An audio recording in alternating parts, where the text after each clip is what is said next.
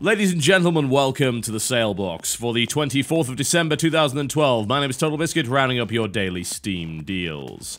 Let's have a look and see what's going on today, shall we? As always, the deals last for 48 hours, but there are a new set of deals every 24. So if you missed yesterday's deals and the roundup, then head on over to the Salebox from yesterday. Easy to find on the channel, and I'll tell you a little bit about those games. But let us begin, shall we, with the Company of Heroes franchise. 75% off, taking the pack down at $12.48, €6.23, and £6.73. So the US guys get shafted on this one. I'm not really sure why, but best price is definitely for the Europeans on that one. So what does the pack contain? Well, the pack has Company of Heroes, Opposing Fronts, and Tales of Valor, as well as the two soundtracks that are available there.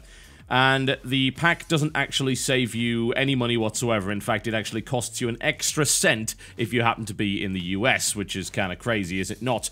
So, whenever this comes around, I always tell people, you don't necessarily need to buy the whole lot. And depending on what you want to do, affects what I will actually recommend. So if you just want to play multiplayer and nothing else, you should be getting Tales of Valor. It still has some decent single-player content in it as well, but it is essentially a standalone multiplayer expansion pack, and that is all you need to play multiplayer with every faction as well as the new multiplayer modes. Got that? Yeah. So that's all you need. You don't need the other two games.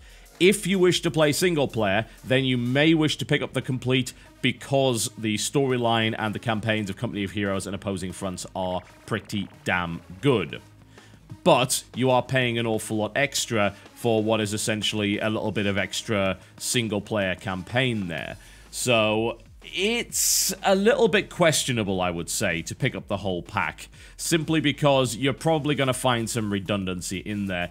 Even though Tales of Valor does have some single-player content, it's not especially long, and it is essentially a multiplayer-focused expansion. So have a think about it. What I would say, without question, is that the best value here is to just buy Company of Heroes, because the base game is about half the price of everything else in there. So if you're looking to save a little bit of money, then grab that. As to what Company of Heroes is, well, it is a World War II themed RTS, and in my opinion, one of the best RTS ever made. It has excellent use of squad mechanics, excellent use of cover, and the ability to destroy pretty much anything on the map by simply running a tank through it is very enjoyable indeed. It is a high-fidelity game that is very enjoyable, and you're going to find a lot of stuff in Company of Heroes that simply is not present in other RTS games. It is a fine game indeed, and I would highly recommend it. The Call of Duty Modern Warfare franchise. This is deceptive because it doesn't actually just include Modern Warfare at all. It does have the original Black Ops and, indeed, Call of Duty 1 and 2. These are not particularly good deals, honestly. There's a lot of pretty old games in here, and quite frankly, they're not discounted by anywhere near enough. The original Call of Duty, for instance, is $10, the original equivalent. I mean, really? This game has been out for 9 years. Are you kidding me? You can get several games for that price, and even though Call of Duty is a great game, I certainly do feel like that is way too expensive for what it actually has to offer, especially considering how frickin' old the game is. As for the rest of them, well, the only one that I would recommend at the price that they're offering is probably the original Modern Warfare, that being Call of Duty 4. That's a pretty good game, and the multiplayer scene is still alive, although by no means huge. Modern Warfare 2, well, that runs like crap and is full of hackers, so I wouldn't recommend that. Plus, it only has a 3-hour campaign that is about as linear as you can possibly imagine.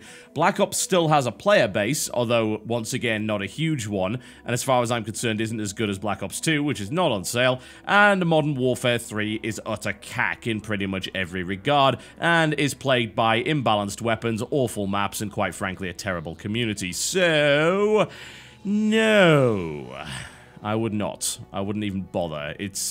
I don't know what it is about Activision. They flat out refuse to discount Call of Duty to a reasonable amount to actually, you know, tempt new people to try the franchise out if they had their doubts. But that's their problem, not yours, so I would suggest not rewarding them for that. And let's be honest, if you were to buy previous Call of Duties that weren't, say, Call of Duty 4 or the original, then it's like buying last year's Madden, or FIFA for those in the UK. You just wouldn't do it.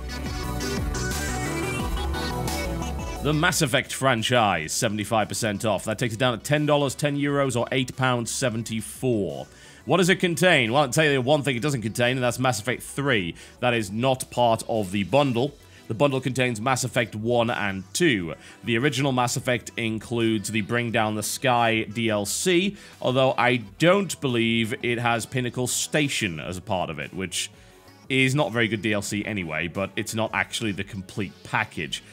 Same thing goes for Mass Effect 2. That game had a bunch of DLC. It does not actually come with the game that you buy on Steam. All of that stuff has to be bought over the Cerberus network. Now, what you do get is some of the free DLC, which is a bunch of weapons, and if I recall correctly, there was that tank expansion. But all of the really meaningful stuff, like Overlord, like Lair of the Shadow Broker, like Arrival, you have to pay money for.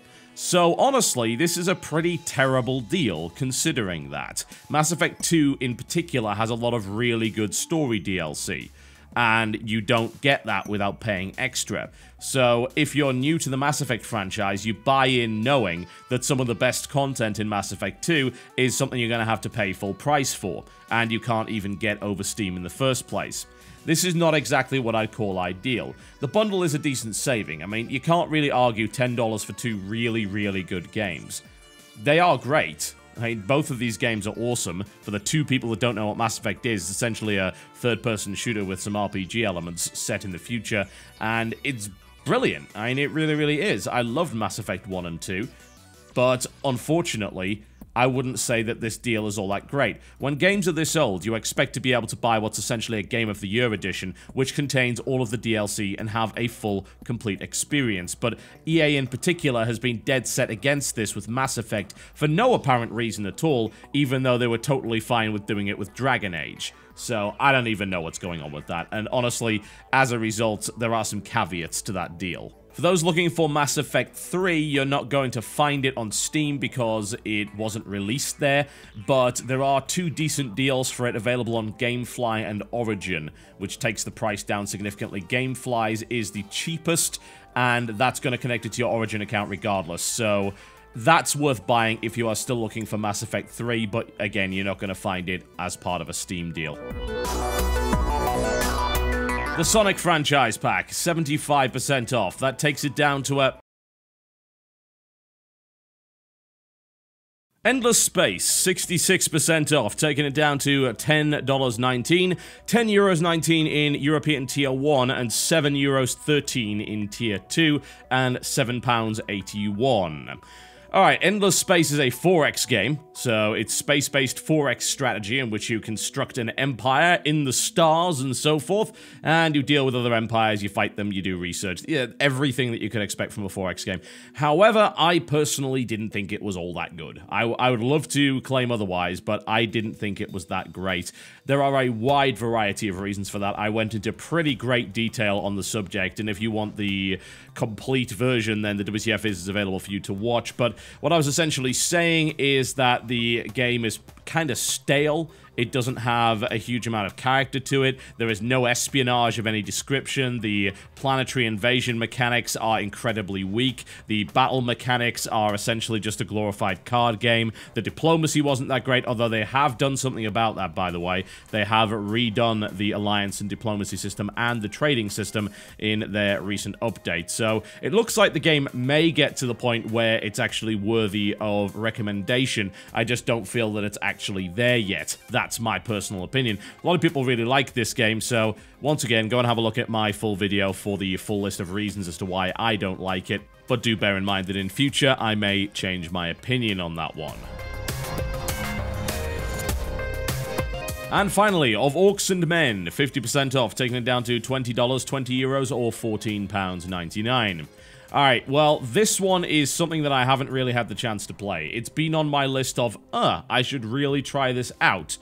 but I haven't got around to it because it's a pretty lengthy action RPG whereby you play as the orcs, which is an interesting twist on the subject. It depicts the humans very much as the bad guys and the orcs as an enslaved and oppressed people, which is a cool little spin on it. I'm told that the battle mechanics are pretty enjoyable, and graphically it looks very impressive as well. And honestly, opinions on this across the board when it comes to the critical response are mixed. There were some sites that I tend to trust that believe that this is a genuinely good game and is deserving of your attention. There are others that said, well, honestly, the story wasn't that great, and the character development looked like it was going to be good from the start, but unfortunately ran into problems later on, and the game is far too linear and repetitive. So if I'm honest, it's not a game that I can personally recommend, which means just go and do your research on it if you're interested by it, see what's going on, try and figure out exactly what it is that this game offers and whether or not it's the kind of game you would personally enjoy,